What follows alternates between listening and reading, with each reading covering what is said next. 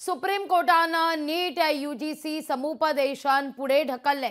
नीट यूजीसीच्या विद्यार्थ्यांचं आजचं समुपदेशन पुढे ढकलण्यात आलंय। पुढील आदेशापर्यंत समुपदेशन पुढे ढकलण्याचा निर्णय।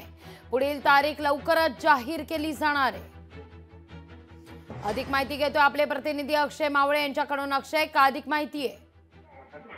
नक्कीच लागवी नीट परीक्षा सुरुवातीपासूनच वादाने घेतलेली आहे आणि एनटीएने घेतलेल्या नीट परीक्षेचा निकाल ज्या दिवशी जाहीर झाला त्या दिवसापासूनच सातत्याने हा वाद सुरू आहे। आपण जर बघितलं तर जवळपास 1,500 विद्यार्थ्यांना ग्रेस गुण देण्यात आले होते आणि त्यानंतर हेराफेरीचा मुद्दा देखील या ठिकाणी उपस्थित करण्यात आला होता।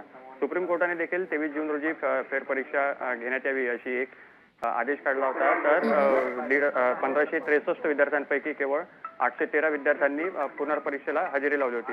आता आपण जर बघितलं तर सर्वोच्च न्यायालयाने या नीट यूजी समुपदेशन जे आज होणार होतं याला स्थगिती दिलेली आहे आणि पुढील आदेशापर्यंत ही स्थगिती कायम असणार आहे आणि लवकरच या संपूर्ण समुपदेशनाची जी नवी तारीख आहे ही जाहीर केली जाणार आहे। निश्चित।